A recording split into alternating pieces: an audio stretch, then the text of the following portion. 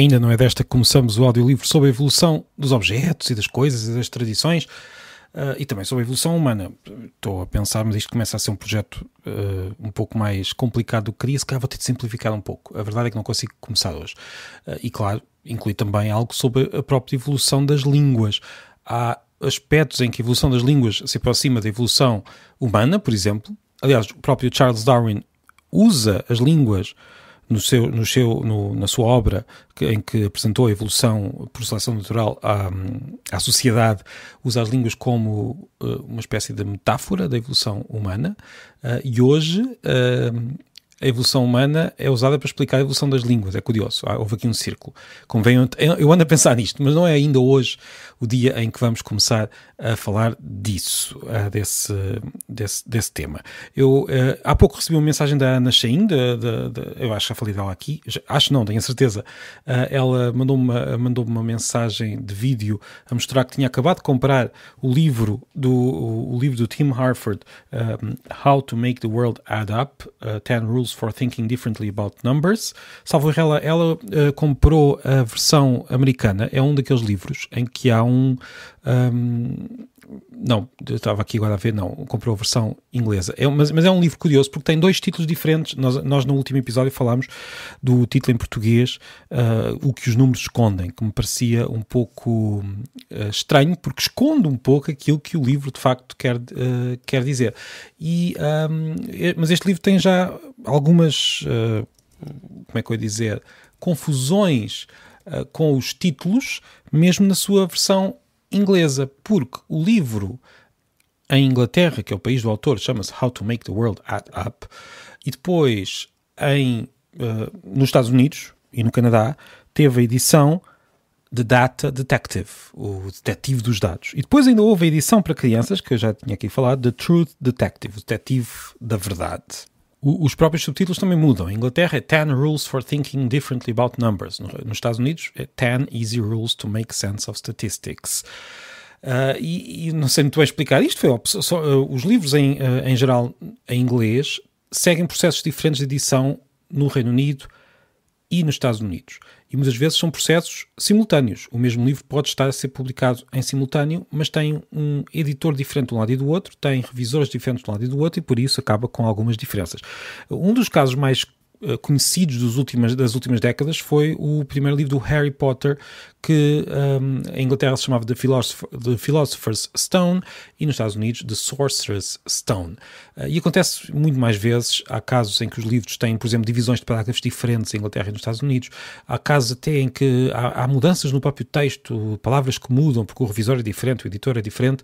É curioso. Não tem diretamente que ver com as diferenças linguísticas. Nós pensamos logo que isto tem a ver com o inglês dos Estados Unidos ser diferente do inglês da Inglaterra. Não é bem isso. São mesmo processos de edição diferentes, com mercados diferentes e às vezes, claro, também com diferenças linguísticas. Mas pronto, eu estava a dizer que a Ana comprou o livro e eu fiquei logo a pensar, bem, que responsabilidade, porque eu de facto estou para aqui a falar de livros de que gosto, em geral, e depois, é claro, imagino que algumas das pessoas que ouvem este podcast acabem por, uma ou outra, de vez em quando, comprar um dos livros que eu refiro.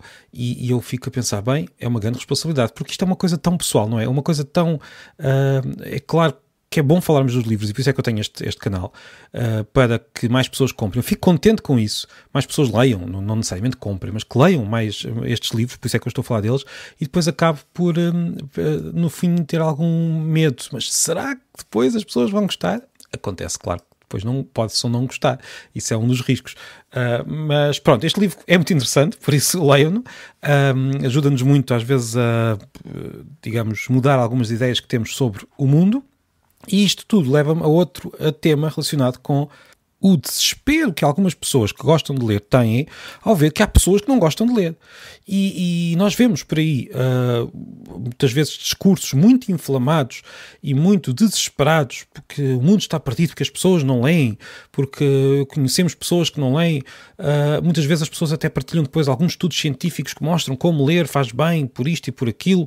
Muitas vezes nota-se nestas partilhas que as pessoas não estão propriamente a ler os estudos científicos, mas apenas o resumo, e estão a interpretar aquilo da forma o mais enviesada possível para dizer leiam, porque isto é bom, e acabam por, de tal maneira, defender esta atividade assim abstrata da leitura, sem falar de livros em particular, sem falar daquilo que nós gostamos, que eu por vezes pergunto, mas será que alguém que não gosta de ler ou que não costuma ler vai começar a ler porque alguém lhe tirou um estudo científico à cara a dizer que faz bem? A pessoa pensa, não gosto muito de ler, não estou habituado, não tenho tempo, ou não ganhei esse hábito, e de repente, mas pelos vistos isto faz bem, e penso, agora vou começar a ler grandes livros.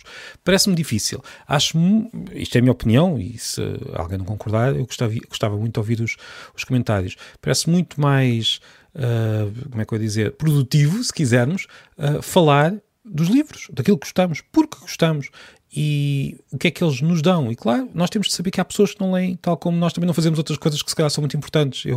Há coisas que há muitas pessoas que consideram muito. Eu, por exemplo, não sou muito conhecedor de cinema, infelizmente. Eu gosto muito de ver filmes, mas falta muito conhecimento sobre cinema que eu sinto falta, mas quer dizer, todos nós temos uma vida limitada e por isso somos diferentes, e às vezes pôr as pessoas em categorias só com base naquilo, numa atividade em particular, enfim, não sei, eu não planeei muito bem este episódio, estou aqui a falar um pouco sobre esta questão desse desespero que as pessoas têm por ver os outros a ler, e não tenho grandes soluções. Eu gostava que mais pessoas lessem, claro, mas também gostava de muitas outras coisas. Gosto também de ler, até gostava eu próprio de ler mais. Por isso, o que eu diria também é o seguinte: este desespero é também um exemplo da obsessão pela margem. Isto agora vai parecer um pouco estranho. Eu li algo sobre isto numa nota do livro Anatomia de um Instante, de Javier Cercas, um autor espanhol muito conhecido e muito bom. Este Anatomia de um Instante é um livro sobre aquele instante no início dos anos 80 em que houve um golpe de Estado em Espanha, uma tentativa de golpe de Estado, em que um militar entra aos tiros pelo Parlamento espanhol em direto, com as câmaras a filmar, e nós vemos a reação dos deputados. Os deputados todos protegem-se, põem-se debaixo daquelas bancadas, menos 3 pessoas. E é este momento em que estas 3 pessoas ficam impávidas a olhar para o golpe de Estado, pondo em risco a sua própria vida, e as 3 pessoas que são muito, muito significativas, que está ali na base daquele livro, que é uma espécie, que era para ser um romance, como o autor explica, mas acabou por ser um livro de história, sem romance, digamos assim. É um romance real, um romance sem ficção, como o autor diz, e foi neste livro, lido por numa nota qualquer, que eu li pela primeira vez esta descrição desta obsessão pelas margens. As pessoas, por exemplo, a leitura. É verdade que nós gostávamos que mais pessoas lessem, mas provavelmente nunca houve uma época na história em que mais pessoas soubessem ler. E poderão dizer, mas se calhar houve épocas em que mais pessoas liam. Tenho muitas dúvidas que pode haver altos e baixos. Se calhar há 5 anos podia-se ler um pouco mais, há 10 um pouco mais, ou não, mas são altos e baixos relativamente pequenos em comparação com a evolução histórica. Basta pensar nos grandes livros, nos grandes clássicos, tanto portugueses como de outros países, que saíram no século XIX, que muitas vezes são aqueles que estão no centro daquilo que é considerada a literatura que é dada nas escolas, por vários motivos. Isso agora não interessa para este episódio, pelo menos. Ora, estes grandes clássicos se calhar são hoje mais lidos, até porque estão na escola, do que eram na altura em que saíram. Mais pessoas conseguem lê-los. Podemos dizer, mas poucas pessoas leem os mais na escola. Poucas pessoas leem os mais na escola em comparação com o conjunto de pessoas que nós gostávamos que lessem, que seriam todos os alunos. Claro que muitos não vão ler, muitos vão ler resumos ou vão pedir ajuda aos colegas, mas há uma percentagem muito considerável que lê. E esta percentagem provavelmente não, é certamente muito maior do que a percentagem de jovens que lia livros no século XIX, ponto final. Porque uma percentagem muito pequena da população sabia ler. Isto não é uma visão otimista, é uma visão pessimista em relação a tudo o que tínhamos até há pouco tempo e continuamos a ter. É uma visão que simplesmente não se deixa obcecar pela margem. O que é que isto quer dizer? De facto ainda falta alguma coisa, mas tudo aquilo que já conseguimos, o facto de todos nós sabermos ler hoje, termos estas opções, é tão importante que é estranho como é que as pessoas ficam tão aborrecidas e tão obcecadas pela margem, pelo que falta. E, que é importante, e claro, nós temos, mas não vale o desespero completo, até às vezes os insultos, que vivemos numa sociedade de analfabetos, numa sociedade em que ninguém lê. Não vivemos numa sociedade em que ninguém lê. Se calhar vivemos numa sociedade em que quase toda a gente sabe ler, mas ainda há uma maioria de pessoas que não têm hábitos de leitura, e isto tem razões históricas. Mas o problema não é do presente, o problema é de tudo o que vem para trás. Não sei se estou a fazer algum sentido, mas, enfim, se não fizer sentido, pelo menos ficou aqui uma boa recomendação de um livro do Javier Cercas. Espero que goste desse livro, espero que a Ana goste do livro que comprou por causa de mim, e espero continuar aqui na Pilha de Livros a falar disto e de muito mais. Obrigado e até amanhã.